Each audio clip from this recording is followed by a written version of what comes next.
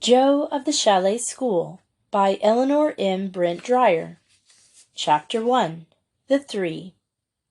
Charlie's neat, Charlie's sweet, Charlie is a dandy. Charlie, he's a nice young man and feeds the girls on candy. Oh, Joe, do stop that awful thing. I'm sick of it. Joey Bettany kicked her heels against the fence on which she was sitting and gave a chuckle.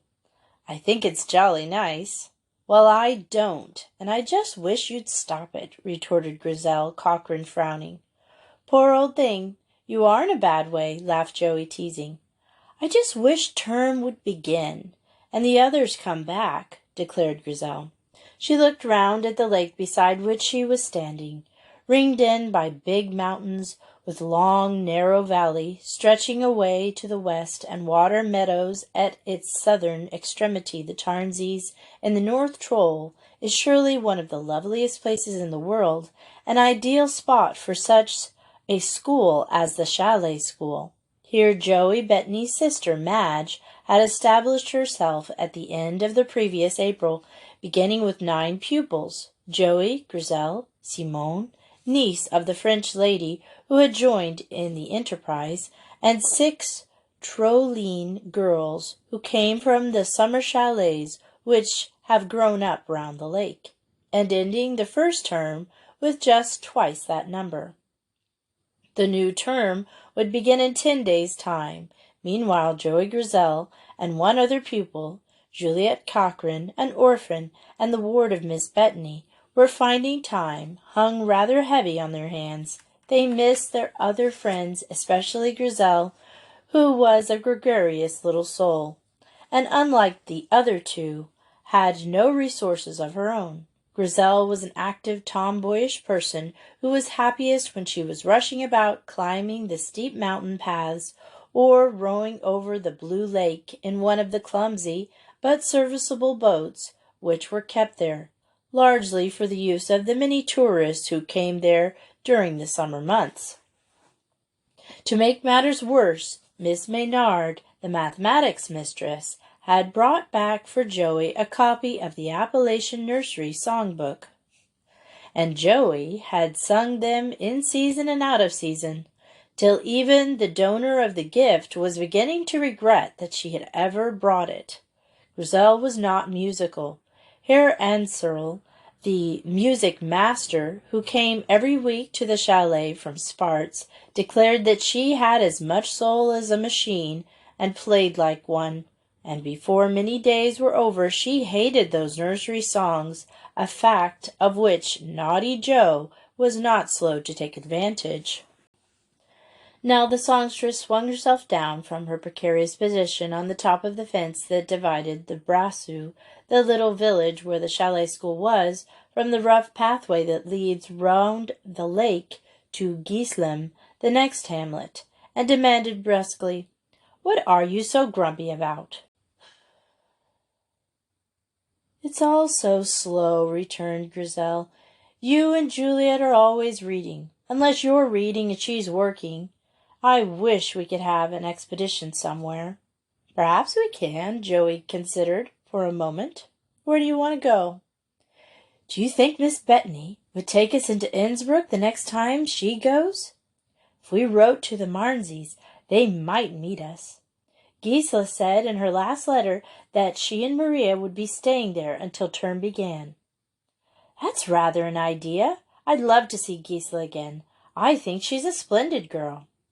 "Some of the others might go with her." Grizel was growing enthusiastic over her own plan.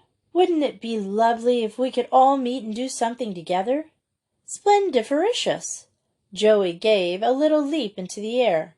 "Let's go and hunt up my sister and ask her at once." "We can't this minute.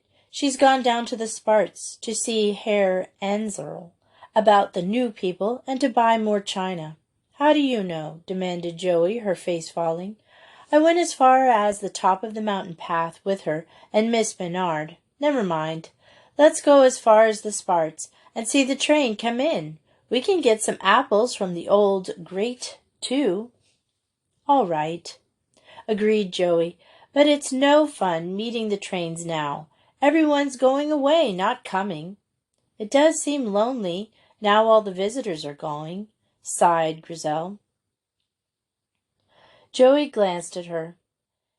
It'll be all right when the others come back, she said. What's crowds of us there'll be then? All the old girls, Wanda and Marie, and our cousin Paula, and Rosalie Dean, and the American girl, Evangeline Lannis, and Vanna de Ricci. It's gorgeous to think we're growing like this. Why, Madge thinks we may get up to the 30s by Christmas, and it's only our second term. I know, and I thought your sister said you weren't to use her Christian name in school, put in Grizel a trifle maliciously. I know she did, and I don't. 'Tisn't term yet, retorted Joe. I say, there's the smoke of the train. We'll have to hurry. They set off running at their best pace, but the train, with its procession of funny little open cars, got there before them, and when they had reached it, its small load of passengers were already making their way to the boat landing, where the little white steamer awaited them. There were only 10 visitors. The remainder were dwellers in the valleys round about. Some might even have come from Tiernkirk, a large village some 4 or 5 miles away, the hamlet at the head of the lake. Many of those who lived at the lakeside recognized the girls in their short brown gem tunics and brown blazers, and called out a friendly "Grüß Gott" as they passed. The strangers looked curiously at the 2 children, so obviously not from the region, and commented on them. Grizel, with floating brown curls, tanned rosy cheeks, and dancing eyes, was a typical English girl, and Joe Bettany, of the pointed face with straight black hair, neatly bobbed, and eyes like pools of ink, was apt to attract notice wherever she went. Years of delicacy had left her with hollowed cheeks, which had not yet filled out. Even a summer spent in the life-giving atmosphere of the mountains, and an altitude of some 3,000 feet, had not altogether taken away the fragility of her appearance, though she was stronger and healthier than she had been since she was a very small child. Of these inquisitive visitors, none showed greater interest than 2 Italian girls of 15 and 12. They turned and stared at the pair with such concentration that the younger one tripped over some wood that happened to be laying in the path. Joe and Grizel promptly made a rush and hurled her to her feet. Joey chattering the whole time. "Are you hurt?" she demanded, dropping rapidly from English into French as the other children looked at her blankly. "Oh, bother! She doesn't understand." "Haben Sie sich in Getten?" The little Italian shook her head and smiled. She had no idea what Joey was saying, as she spoke only Italian. Her sister, however, understood French, and caught at the word blessé. She asked if they are hurt, she said to the younger child in their own language. At the sound of the musical syllables, Joey's face lightened. She knew very little Italian, although her French and German were both fluent. She hastily recast her sentence. "Nuasheit?" she demanded. The 2 girls laughed at that moment, and a gentleman, obviously their father, called to them. They went immediately, the elder pausing to say, "Goodbye." "Goodbye, and thank you," translated Joey for the benefit of the less learned Grizel. "They're rather jolly, aren't they?" "Yes, but their father is bossy, old thing," commented Grizel. "Here's Gret," cried Joey. "Grüß Gott, Gret." Gret, an old, shriveled apple-woman, greeted them with an outburst of Triline German, on which Joe responded with much fluency, and Grizel with a few somewhat halting sentences. She was very slow at picking up languages, and often had to think before she got the words she wanted. Jo, on the other hand, never had the smallest difficulty, and chattered away as rapidly and as gaily as the old woman. "There is snow on the mountain," she remarked pleasantly, as old Gret picked out her best apples for them. "Yes, mein Frau, the winter will come quickly now. Soon the snow will descend from the skies, and the lake will freeze, and then we will sit all day by the stove and shiver, and long for the spring to come again." "I shan't," observed Grizel, in her own language, after she had got the sense of this. "I shall go for walks and skate." "Rather! Heaps of skating here, I should think," agreed Joey. She turned to the old woman. "One skates, doesn't one?" "Oh, yes, one skates, but it is not always safe. There are springs in the lake, and the ice is thin there. Then one day someone more daring or more foolish rushes over, and there it cracks a cry, and it is finished. One recovers the bodies in the spring." "Brrr!" shivered Grizel. "How horrid!" "We shan't smash in," said Joey confidently. "Herr Mensch and Herr Marini will show us where to go, and they will take care of us." "They won't be here all the time," Grizel reminded her. "Oh, well, Herr Braun will, and he will show us where the springs are. How much, mein Frau?" Gret told her, and when they had paid they strolled slowly homeward, eating the apples. At the little gate they were met by Juliet, who had got tired of her sewing and come to find them. "You mean creatures, how dare you go off like that and leave me here?" she demanded, laughing. "What have you got, apples?" Joey nodded and held out the big paper bag and said, "Have one?" Juliet accepted the invitation, and they went on to the chalet, munching happily. The chalet was a very large wooden building which had been designed for a hotel. Miss Bettany had rented it from Herr Braun, the property owner of the big whitewashed hotel which stood near the boat landing, and had converted it into her school. Up to the present it had proved quite large enough, but now, with the prospect of additional pupils and another mistress, she had been obliged to take the smaller chalet that stood a little way from it, and was making it into a junior house with a couple of classrooms, so that she could keep the little ones entirely by themselves.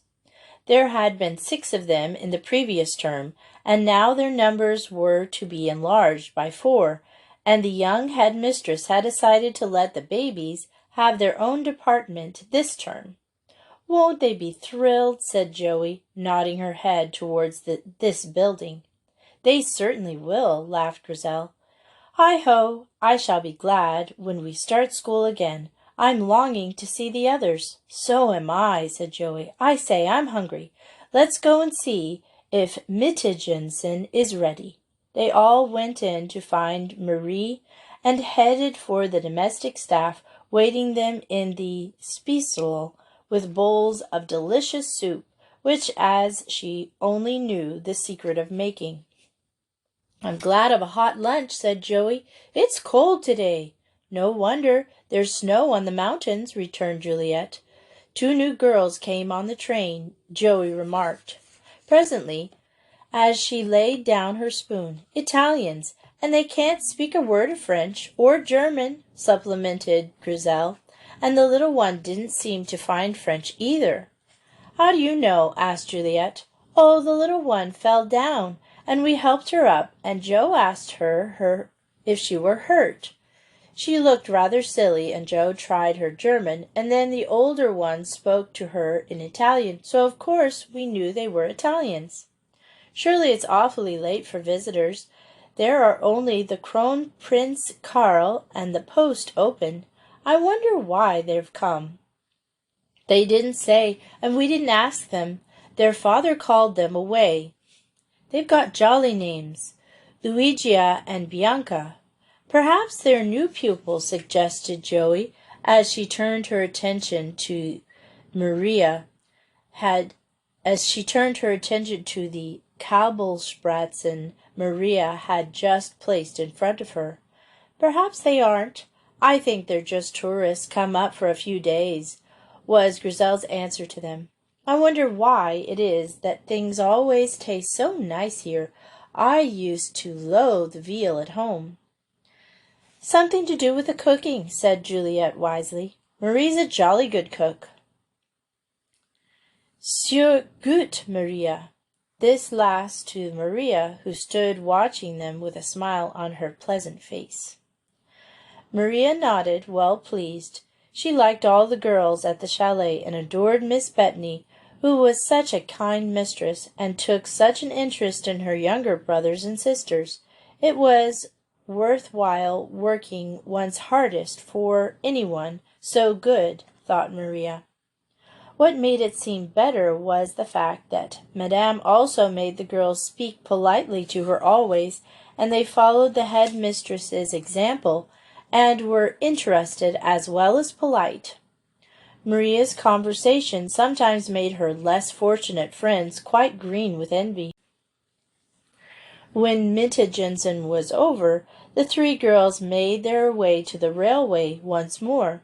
They knew that Madame, as they called Miss Bettany, and Miss Maynard, the mathematics mistress, would be coming back that way, and as they would be laden with parcels, Juliet suggested a little help in carrying them would be appreciated. When the train arrived, the two mistresses looked out of the window, and the first thing they saw was the three little girls waiting for them. Chapter 2. The Robin Arrives. Good girls, said Miss Bettany, as she descended. Yes, you can take those 2 baskets, Grizel, but carry them carefully. They're full of china. Will you take that suitcase, Juliet? And Joey, here's a parcel for you. Can you manage it? It's rather on the large side. Rather, said Joey cheerfully. I say, what heaps of things you must have brought.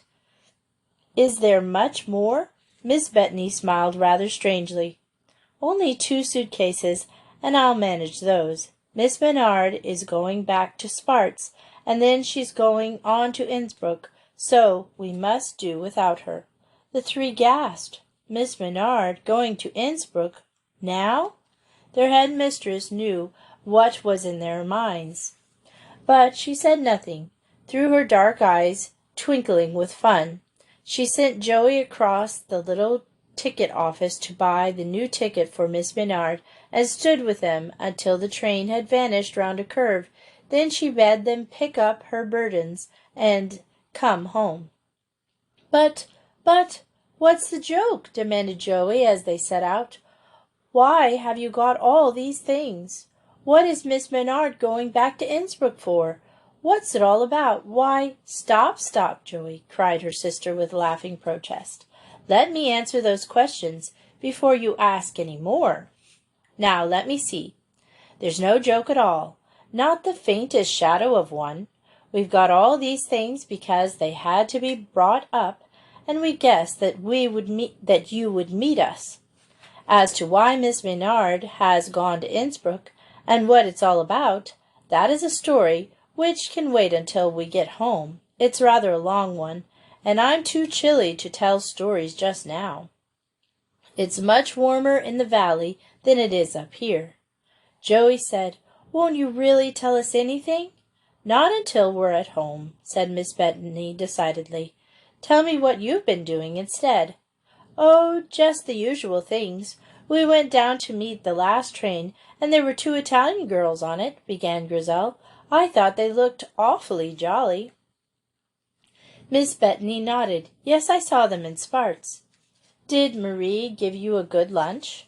Topping, I mean very nice, said Jo, correcting herself hastily. Her sister had inaugurated a crusade against slang, declaring that she would not allow the foreigners to pick up the appalling expressions that the English girls very frequently used. All 3 felt their edict. Perhaps Grizel came off the worst, but young as she was, Madge Bettany always made herself obeyed, and they were doing their best to speak good English only. Miss Bettany, said Grizel at this point, whatever will Evadine do about not talking slang when she comes? My dear girl, why should you imagine that it will be worse for her than it is for you? I shall be sorry for the rest of us, if it is. But Americans do use a great deal of slang, don't they? Queried Juliet. Not at all, replied Miss Bethany. I have known Americans who used as pure English as anyone could wish. Quite possibly, Evadne will, and if she doesn't, then you people must try to remember not to pick up any of her expressions. Hurrah! Here comes Marie and Egan, cried Jo suddenly, as Marie and her little brother, who helped with the rough work, came running towards them. Egan was a sturdy little fellow of 11, and quite accustomed to carrying loads, so he took 2 of the cases with a cheerful grin, and Marie commandeered the others as well as Joey's big parcel, and they were soon inside the Speisel, with its green-washed walls and long dark wood tables with their cloths of blue and white checked material. "Coffee, Marie, as hot as ever you can," ordered Miss Bethany, as she threw aside her coat and hat and warmed her hands at the great white porcelain stove that stood in one corner of the room. "Get chairs, girls, and come and sit down.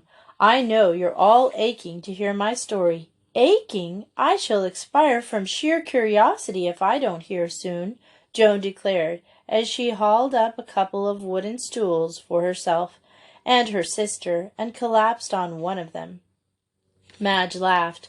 "Poor old thing! I hope you won't do that. Here's the coffee. Thank goodness. It's positively wintry up here today.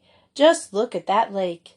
3 pairs of eyes glanced casually at the Tarnsey, which had a cold grey look, and then everyone turned imploringly to the head. "Take your coffee," she said. "Thank you, Marie. We shan't need anything now till 16 o'clock. Fraulein Juliet will bring the bowls along to the kitchen when we have finished." Marie curtsied and trotted off in her own domains, and Joan, Grisel, Juliet turned eagerly to Miss Bethany, who was drinking her coffee slowly and with a meditative air. "Joey," she said, "do you remember Captain Humphreys, who stayed with us at the Cornwall some years ago?" Joey shook her head. "No, I'm sorry, but I don't." "I suppose you wouldn't really." Miss Bethany set down her bowl. "It was years and years ago. He was a great friend of our father's." Madge Bethany paused a moment. "He came to see us in the summer holidays, and he took us all over, Dick and me. He was very good to us, and Dick adored him. When he went back to France, he was home on leave. He used to write at first. Then, when peace was signed, he was sent up the Rhine. He was in the army of occupation, you see. Then somehow we drifted apart. I had you," she smiled at her small sister, "to look after, and Dick was training for his forestry work. I've often thought of him because he was so good to us, but I've never seen or heard of him till I met him in Sparts today." "In Sparts? Did you meet him there? What's he like? Is he coming here? Why did he stop writing?" Needless to say, it was Joey who poured forth these questions. The other 2 sat deeply thrilled, but silent. "For asking questions, I'd back you against anyone, Joey Bethany," declared her sister. "Yes, it was in Sparts. I was bargaining with an old lady for some crocks, and he saw me. He is on his way to Vienna, really, and from there he is going to Russia. He recognized me at once and came over and spoke to me. He's had a very bad time, poor fellow. He married a Polish girl whom he met in Cologne, and they were very happy, I believe. They had a little girl whom they both worshipped, and after the Rhine was evacuated and he was demobilized, they stayed on in Germany, living in Munich, where he had got some post or other. I didn't quite gather what. Mrs. Humphreys taught the baby and kept house and made all her own and the child's clothes, and seems to have done pretty well on everything. They were poor, you see, but there was always enough, and she, Mara, he called her, was a good manager. Then 11 months ago Captain Humphreys noticed that his wife was looking thin and poorly, and that she was easily tired, but she only laughed at him when he worried. Well, things went on like this for another fortnight, and then he insisted on having the doctor, and she gave in. Here Madge made a pause so long that Joey gave her a little shove, asking plaintively, "That isn't all, is it? Go on. What was wrong with her?" "It was what people used to call rapid decline," replied her sister gravely. "She had suffered terribly during the war, of course, and the doctor said it was a wonder the trouble hadn't shown itself sooner. He thought that probably her great happiness and the quiet life they had led had helped to keep the disease back. There was nothing they could do for her, of course. That sort of thing can't be cured when it is like that. They could only keep her as happy as possible and see that things were made easy for her. Captain Humphreys did everything he could, but she died in 6 weeks. Up to the very end she was hopeful, always talking about what they would do when she was strong again, and making heaps of plans for the baby. He told me that it was only the evening before she died that she realized what was going to happen." "Oh, Madge!" Joey choked. Madge flung an arm around her sister. "Joey, don't cry. Even then she was happy, for they had 7 perfect years together. She died, and for months he had been just looking after the baby and doing his work and trying to get used to doing without Myra. Then someone who knew him got into this post in Russia, and as he can't take the baby with him and has no one with whom he can leave her at Munich, he remembered that his old friend Herr Anserl had talked about the English school at the Brassow. Funnily enough, dear old Herr Anserl had never mentioned our name. He just talked about Madame and Fraulein Joey, as far as I can gather. Captain Humphreys decided to bring the baby here, if we would take her, and brought her as far as Innsbruck. He was just going to hunt up Herr Ernstl and get our proper address from him when he saw me." "Then is she coming here tonight?" queried Grizel, who had listened to the story with wide-eyed sympathy. "Yes, he got a wire this morning saying that he must be in Petrograd by next Friday, and as he has some business to attend to in Vienna, he must get it done before he goes on to Russia. He will have to set out at once, so I've undertaken the care of Robin, and Miss Maynard has gone into Innsbruck to fetch her." "What did you say she was called?" demanded Joey. "Her name is Cecilia Mara, but they have always called her Robin."